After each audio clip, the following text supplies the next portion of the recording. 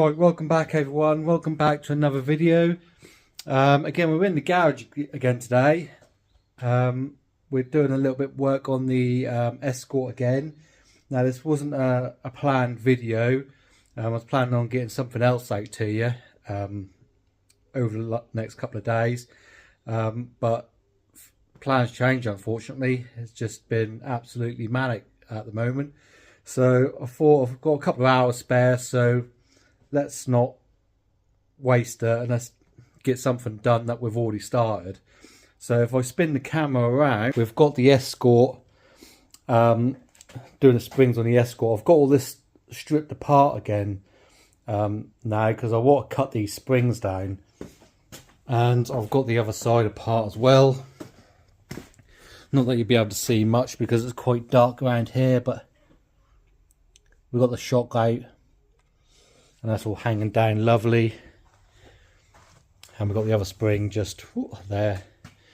So yeah, the plan is to cut this spring down. I kept forgetting my grinder, and I've got the grinder with me today, so when it sits down, this is the bottom of the spring, and that obviously sits into that little recess in there. But when it's sitting down on the floor, these 4 or 5 coils are actually compressed. So I think if we cut, well, I was thinking about cutting 2 off, because that was quite a big gap in between the wheel and the arch. So you got to think when these are compressed, there's only that amount there. So if we cut out 2 of them amounts, if any of this is making any sense, say that's 10 mil there. So if we cut out 2 cores, that'd be 20 mil. But obviously because that's inboard, that doesn't equate to 20 mil here. That probably equate more like the 30 or 40 mil. And they were quite tall, shall we say. And again, because these are compressed, and that is probably going to be the same as that, and that's going to be pretty much the same as that, you ain't got no safety concerns whatsoever. I think you'll just have a little bit of a softer spring rate or a bit of a harder spring rate. I'm not really too sure how it works, to be honest with you, but I've done stuff like this for years. The most shady thing that I've done is I had a Sierra Estate XR 4x4, and you couldn't buy loan springs for them. So you either cut them, or what I did, because I didn't want to take them out, is I actually got my mate to sit on the back with it on the ramp, and I was heating up the coils with oxyacetylene, which then settles the spring, and it sagged the spring and compressed the spring that way. But yeah, that was many years ago. But yeah, I think the plan is we'll cut 2 coils off. So that's 1, that's 2. And then we'll fit it all back in. We'll sit it down on the floor, and now because we've got rid of the spacers, again, even if that was lower than before, that'll sit up into the arch anyway. So yeah, let's get these to the bench, let's cut some coils off, and let's get it all stuck back together again. Right, got old Gordon the grinder, let's start cutting.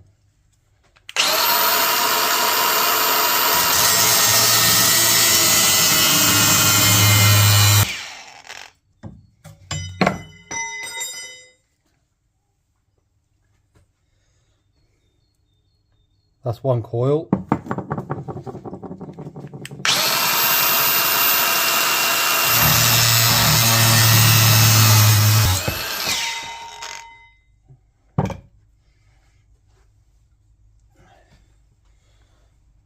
Two coil.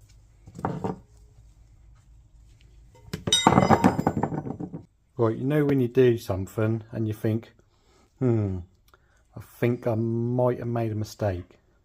I think 2 coils was too much. I think we should have done 1 first, but I didn't want to take it all apart again if I had to cut another coil off. So just out of my laziness, I went for the 2 coils. But as I say, when it's sitting down and these are all compressed together, then it's going to be a lot lower because we're only compressing 2 coils here instead of 5 coils or 3 coils, 4 coils. So yeah, let's just go for it. Right, so the other thing that I wanted to get as well are new bolts. Now, I did say in a previous video that I've got a full bolt kit, restoration bolt kit, and these are the bolts from the rear shocks out of the RS Series 2 RS Turbo bolt kit that we get off the RS Turbo restoration guys. But being a 90s car, these are all the same bolts anyway, so all they are is just 60mm bolts, and yeah, with some nylock nuts. But yeah, I couldn't get any 60mm bolts without buying a whole pack of like 30 or 40 of them, so I just robbed the ones I have here, and I will order some at some point. But yeah, let's get it all together. The other side had all the original bolts in it, but this side had odd bolts in from where I fitted the coilovers and snapped the bolts, so I had to find some bolts that were not the right size, shall we say. One's a M10, one's an M12, one hasn't got shoulders on it, one has. So yeah, I've got the proper bolts now, so let's get the spring in, let's get the shock on, and then we'll get it done on the other side as well, get it lowered down on the wheels, and see how it sits basically.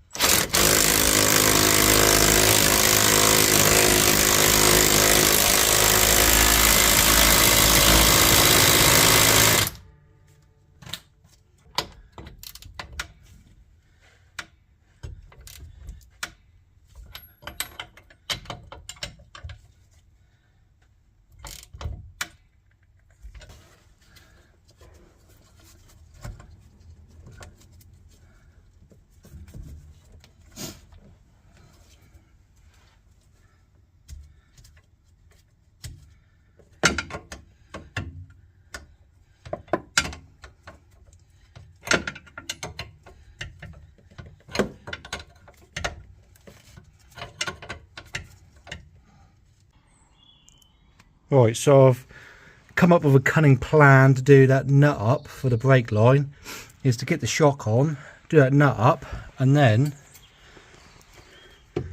stick the spring assembly in.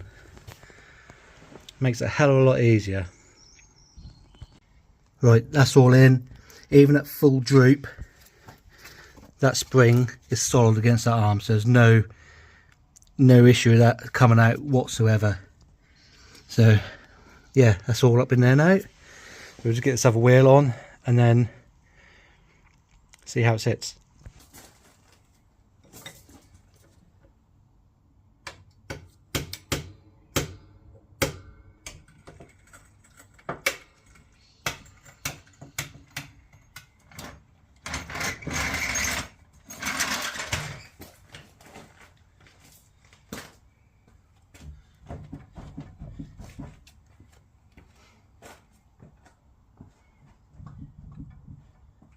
Right, it's not sitting too bad. I'm quite happy with that clearance in there, and as I say, because of the tyre width is only 195, and I've rolled the arches slightly, even if we go any lower, like if there's people in the back, that should be absolutely fine. So the springs will settle a little bit.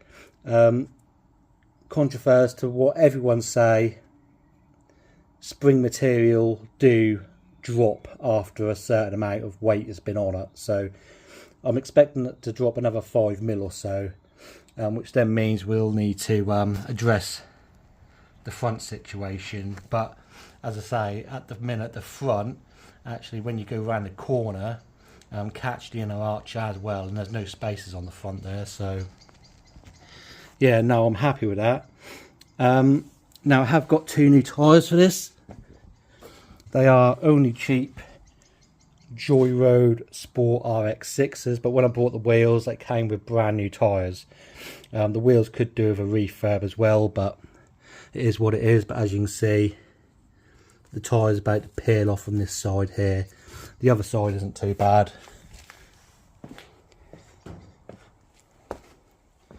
Not that you'll be able to see because it's super dark, but if I zoom you in, turn the light on, yeah, as you see, it's not as bad. It's not starting to delaminate, so we can use this tyre here as a spare.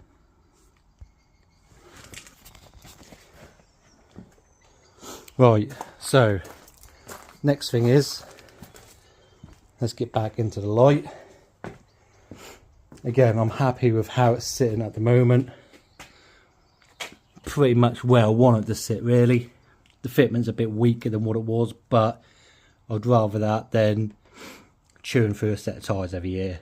So you can see the front needs to drop a little bit, but I think I might have to stick some stiffer springs in at the front to allow for that. I have got the shocks done up probably about halfway, so it do help a little bit, and it still got all its inner arch plastic arch liners and the tabs that hold it all in place as well, so we could probably get rid of them if we need to. But yeah, the idea is just to get this on the road ready for the spring summer shows. Right, so let's get this back up in the air again. Let's whip these wheels off.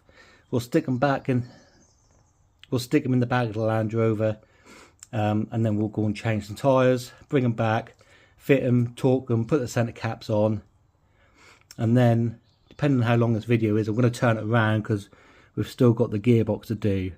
But I have been told that it might not be the gearbox, that could be just linkage adjustment, so we're going to try that first and see if that helps. Right, let's get these tyres off, get them changed, get them back on. So we won't do it tonight because obviously it's now dark, so we'll stick them back Land Rover tonight and we'll do them in the morning. We'll catch you then.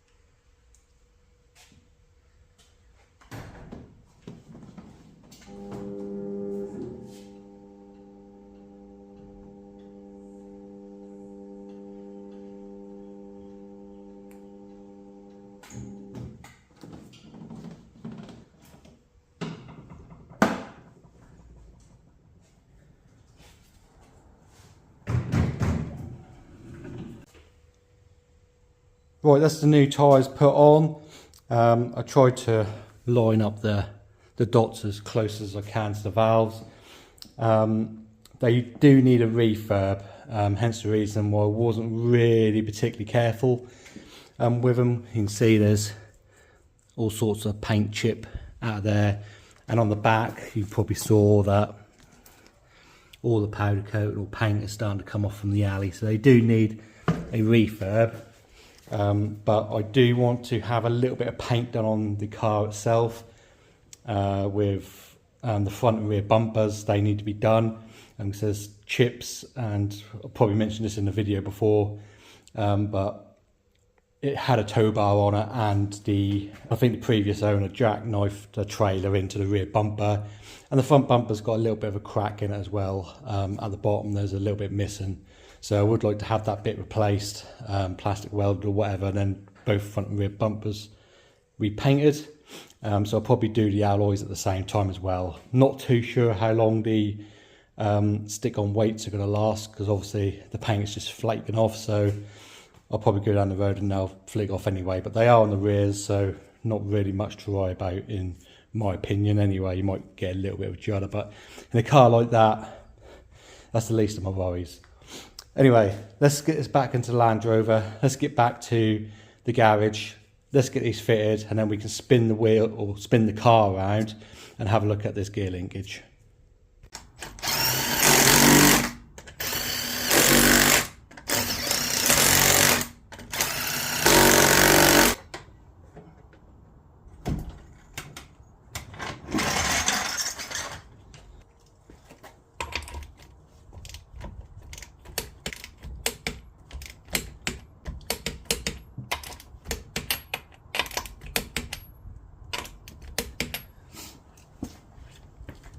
Right, first start up of the year. Wheels are on and torqued. Let's see if I can get it to do this popping out first malarkey, because I need to reverse it back into the garage anyway. It's a bit tight to get to the gearbox with it at the front there, so we'll reverse it in, give us a little bit more room, I reckon. And that gives a chance for the wheels to turn, settle down. We can re-torque them and then see how it sits after it's been moved. Right, first gear.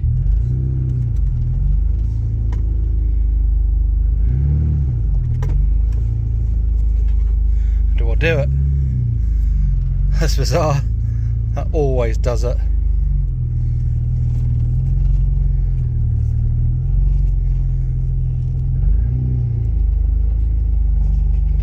Well, not today.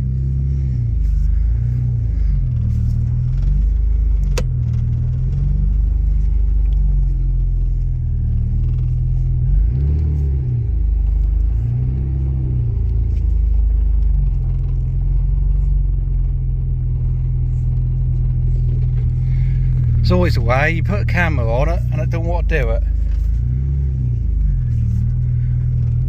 I'm trying to hold a phone. I haven't got a tripod with me, so it makes it a little bit easier. I'm trying to do a 84-point turn.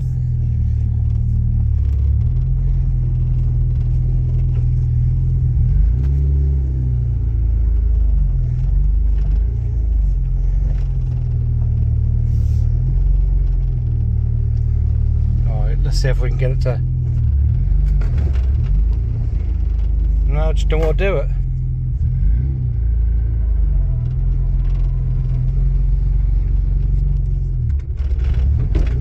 There you go.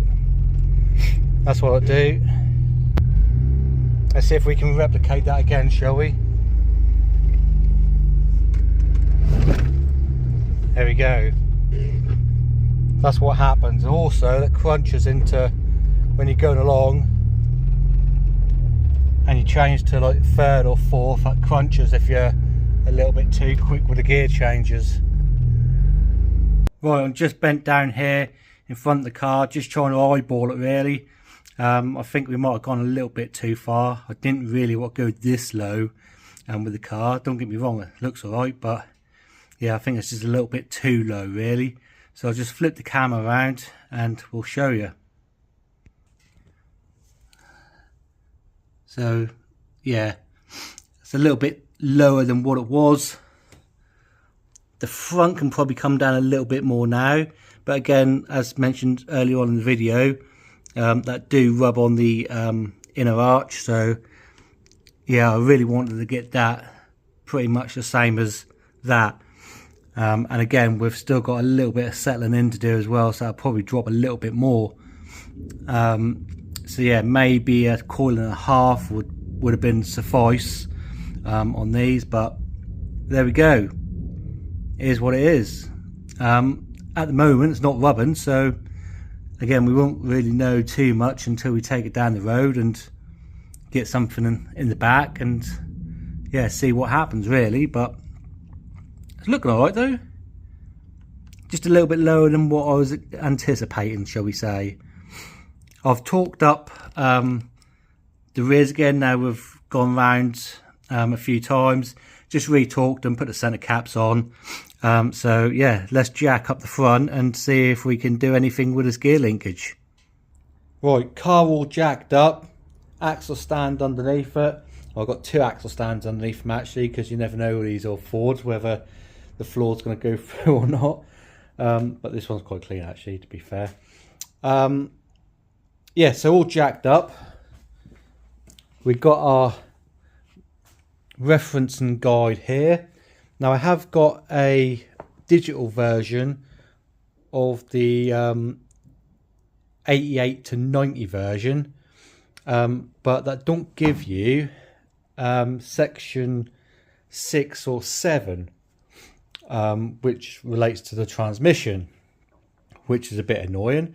So I'm using my older paper version of the workshop manual, although being a bit older. So what we are looking at is adjusting the gear linkage. So it gives you a model from 84 to 87 and 87 onwards. Now it says the procedure is the same for 84 to 87 models, except for second gear should be selected for 4-speed and fourth gear should be selected for 5-speed. So basically looking at this, it's asking us to basically select reverse to do the adjustment, but obviously 87 onwards, that want us to be in 4th gear. So what I'll do is I'll just stick that there like that. That allows you to pause it, and then you can read through all the gumph if you want to.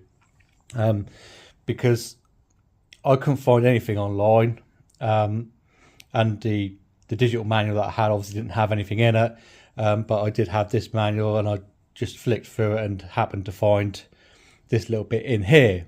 So hopefully we can adjust this gear linkage and that would solve all our issues. Again, in the 88 to 90 manual, it do say troubleshoot, and I'll put a picture up because I did screenshot it. Troubleshoot and pop out of gear, worn linkage, poorly adjusted linkage, worn synchros, or worn something else. But yeah, we'll try this method first, see if that works. If that don't work, I have got the whole gear selector out of the race car, which we could put in just to see if it is the gear selector or not, you know, or the gear stick assembly basically. And if that fails, we can stick in the other gearbox that we've got. Right, let's get underneath. I think it's 13mm bolt for the actual linkage itself, 3mm punch, but I've got a, or 3.5mm I think it says, but I've got a 3.5mm drill bit, so that'll do exactly the same. And yeah, we'll just go through this. Hopefully I can get you underneath with a little bit of light and see what happens. Well, I'm not really too sure what it's asking me to do, but I've got it into 4th gear and I've got this pin in, But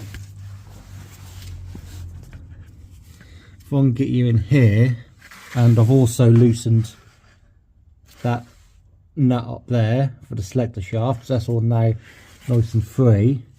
Now with the pin in, you can still move in and out the gear with that pin in place. So you want all the way forward for fourth, and you can feel that's gone a little bit tight, and you can see it's buttoned up against that now. So, and also you need to get a screwdriver. Let me see if I can put you down on the floor. So on here there's a little hole here, and it's asking you to push it right forward, which I can't get it any more forward. To take the slack out, I was actually asking you to put an elastic band in there to take the slack out, but there isn't really much slack to take out, to be honest with you. And then to tighten it up, but also rotating it clockwise, which I guess that way, I mean, go anti-clockwise, but clockwise.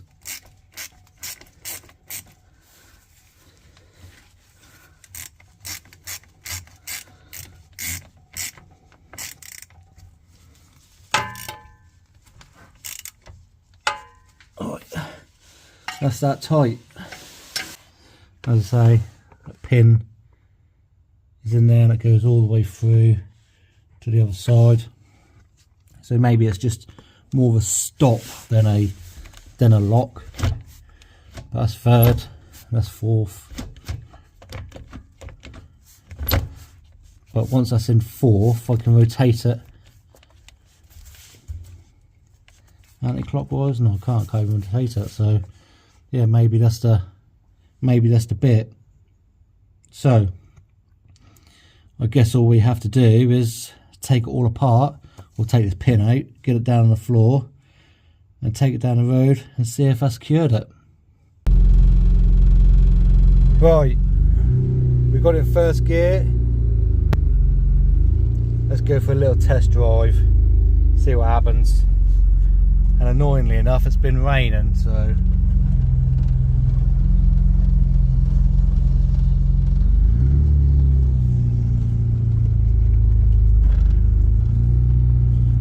did that then just pop out?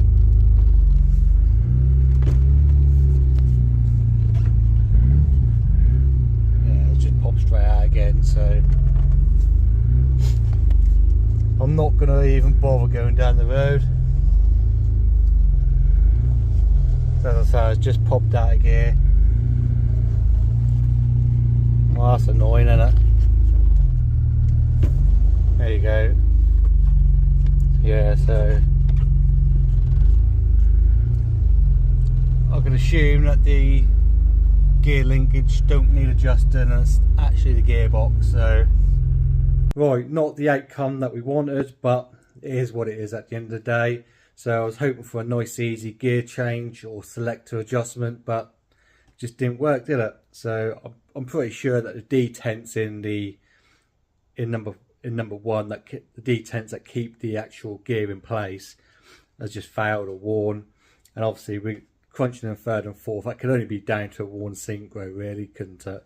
I don't think you get crunching in third and fourth just by ill-placed gear linkage, shall we say, because it only does that when you're going at some sort of speed, you know, when you're going down the road and you just go from second to third, crunch, third to fourth, crunch. You know, the only way that you can do that without crunching is by taking your time, like slowly putting it into gear. So I'm going to say that's going to be more synchro.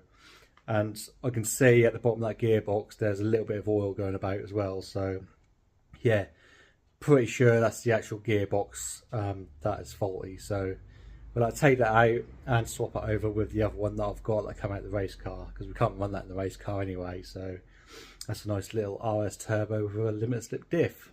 Not that we'll need a limited slip diff in this thing, but yeah, I just wanted to spin you around again. And obviously it says at the bottom here, carry out linkage adjustment procedure as described, paragraph 14 to 16. So with having a system in the gear, fourth position where we've done that, and then obviously it gives you the 4 and 5 speed things, and obviously putting that little pin through, turning clockwise and pushing right in, take up any play in the selector shaft by attaching an elastic band. Well, I did that with a screwdriver. I pushed that into there, and then obviously tighten the bolt up for the actual selector shaft itself, or the nut that clamps it all in place. And that goes on to here, so 87 onwards be the same as 84 to 87, which is then this one. Yeah, so I don't know if I've done it right or if I've done it wrong, but it's exactly the same as what it was before, so I'm going to say it's going to be gearbox.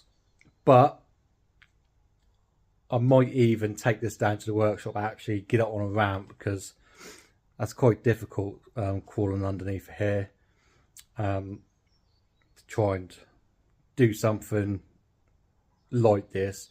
And I think I might need a second person actually in the car itself to actually hold it into fourth, although I did, you know, grab hold of the rod and push it right forward into the box, which is fourth gear basically.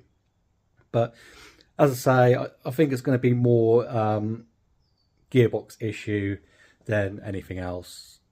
So yeah, I think this is a good place to leave this. A little bit of bonus content from lowering the car, a little bit of gear adjustment, and just in case anyone didn't know how to do it, it's there, and I'll put it in the description anyway, so you should be able to see it.